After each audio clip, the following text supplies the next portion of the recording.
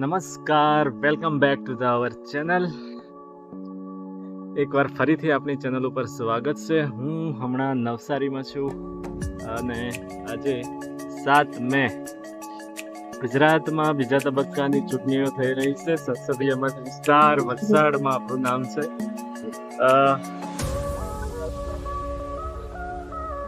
હું મતદાન કરવા માટે સુરતથી નવસારી જઈ રહ્યો છું. નવસારીથી ચીખલી અને રૂલ્લા મતદાન મથકમાં જઈને મતદાન કરીશ. ખુશી એ વાતની છે કે ચૂંટણી કાર્ડ નીકળ્યાના 14-15 વર્ષ પછી મને મતદાન કરવાનો મોકો મળી રહ્યો છે, તે પણ સુરત બેઠક ઉપર બિનહરીફ ઉમેદવાર હોવાના કારણે. તો આ જે મોકો મળ્યો છે એનો લાભ લેવા માટે, અનુભવ એકવાર 14-15 વર્ષ પછી ફરીથી કરવા માટે હું જઈ રહ્યો છું મતદાન કરવા માટે ગામ. તો લગભગ 11:30 નીકળ્યો હતો અને ઓલમોસ્ટ હવે 1 વાગવા આવ્યા છે. નવસારી ક્રોસ કરવા જઈ રહ્યો છું. આગળ જઈને તમને કહું જઈને કેવી ખુશી થાય છે. મતદાન પહેલી વખત લાઈફમાં 32 વર્ષે કરવા જઈ રહ્યો છે. ચૂંટણી કાર્ડ 14-15 વર્ષ પછી, તો એક પ્રકારની ખુશી નહીં, બહુ ખુશી છે.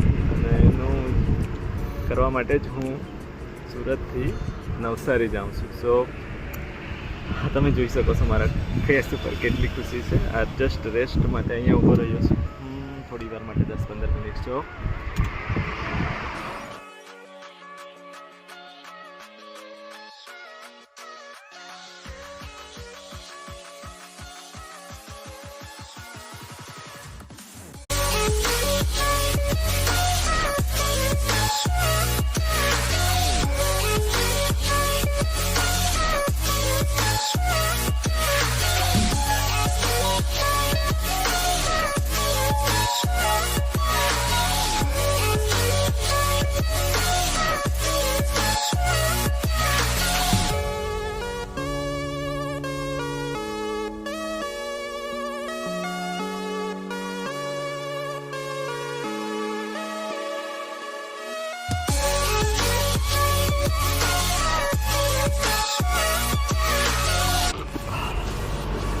ઓલમોસ્ટ રાનગોવા પહોંચી ચૂક્યો છું, જોઈ શકો છો તમે.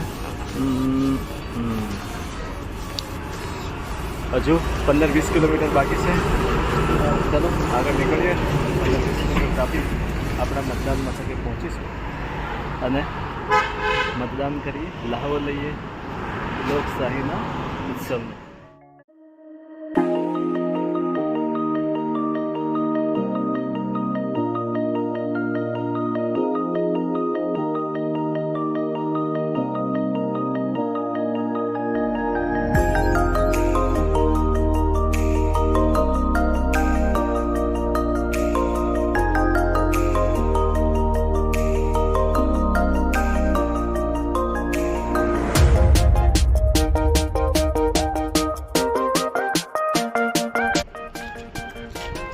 તો આ છે આપણું રૂમલા ગામનું મતદાન બૂથ. 2:20 હું પહોંચી ગયો છું. શું કહેવો મમ્મી, મતદાન કરી નાખ્યું? સરસ. ચલો, કેવું લાગે છે? કેવું, કેટલા વર્ષથી તમે મતદાન કરો છો? દરેક મતદાનમાં તમે મતદાન આપવા જાઓ? બરાબર. એવું બરાબર છે. તમે ભારતના નાગરિક તરીકે પોતાની ફરજ નિભાવો છો, એના માટે તમારો ખૂબ ખૂબ આભાર. દર વખતે તમે, ચલો ખૂબ સરસ. આ વખતે નેવી ઓફિસર પણ આવી ગયા છે બોમ્બેથી. Thank you sir. આપ આટલા દૂરથી પણ મતદાન કરવા પોતાની ફરજના ભાગરૂપે અહીં આવી ગયા, તેના માટે તમને પણ અભિનંદન. અને ઘણા વર્ષ પછી, 14-15 વર્ષ પછી મને પણ મોકો મળ્યો હતો. હું પણ આ લોકશાહીના ભાગરૂપે અને જોઈએ હવે દર વર્ષે કરીએ જ છીએ. બરાબર. ફર્સ્ટ ટાઈમ કરો છો, જવાનો ભાગ લો. બધું ઉતાવળમાં કંઈ ભૂલીને તો નથી? ના ના, બધું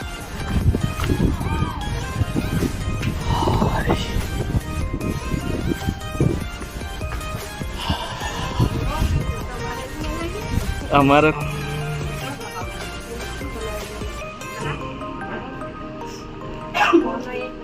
હા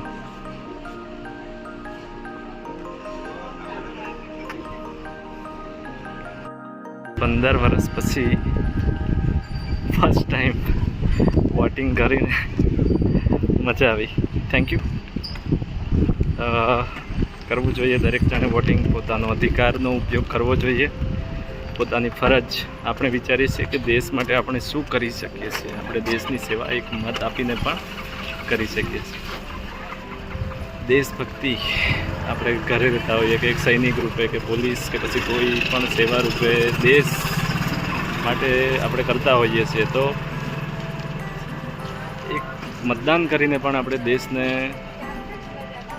પ્રગતિ કરાવવા માટે પોતાનો એક સહયોગ આપી શકીએ અને પોતાનું એક ઓપિનિયન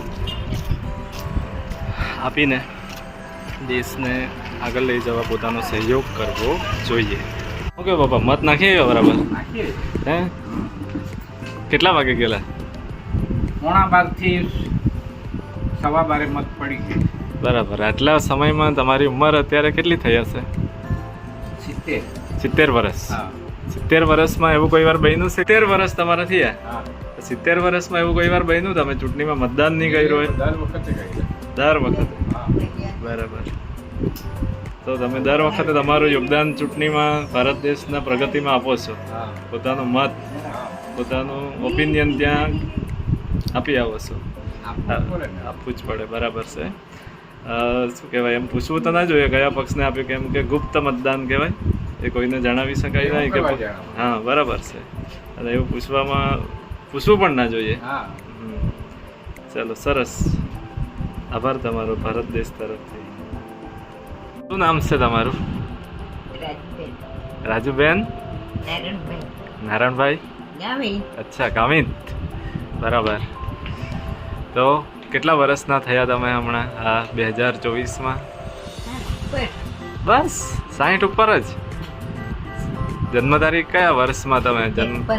53માં. તો તમે તો ઘણી બધી ચૂંટણીઓ જોઈ, ઘણી બધી સરકારો જોઈ હશે, ભાજપ, કોંગ્રેસ, દરેક સરકારો જોઈ હશે, અને દરેક ચૂંટણીમાં તમે મતદાન કરવા અવશ્યથી ગયા હશો. લાલ ટોપીવાળાને બી જોઈલા. બરાબર છે. તો કોઈ વાર એવું ચૂંટણીમાં કોઈ સંજોગોથી તમે નહીં જવાયું હોય એવું ઘટના અત્યાર સુધીના વર્ષોમાં? સરપંચની ચૂંટણી આવે, તાલુકા, જિલ્લા, દરેક ચૂંટણીમાં પોતાનો મત આપો છો. બરાબર છે. તો તમે આઝાદીનું જે લોકશાહીનું જે પર્વ છે ચૂંટણી, એક અવસર આપણને કે આપણા દેશના વિકાસમાં આપણે એક સહયોગ કરીએ, તો તેમાં તમે સફળતાથી દર વખતે યોગદાન આપો છો. બરાબર છે. હા, આભાર તમારો. તમે એક લોકશાહી દેશમાં જે ચૂંટણી એક અવસર ગણાય, એમનો અવસરનો તમે ઉત્સવ તરીકે ઉજવણી કરો છો. બરાબર. ચાલો, સરસ. તો શું કહેવો મોટા ભાઈ, મતદાન કરી આવ્યા તમે? આપ્યું કે નહીં?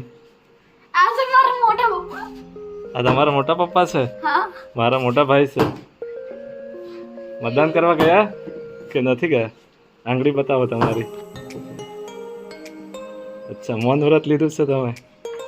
ચલો, સરસ. તમે મતદાનનો જે અધિકારનું આઝાદીના અવસરમાં ચૂંટણીમાં તમે સહયોગ આપ્યો. આભાર તમારો.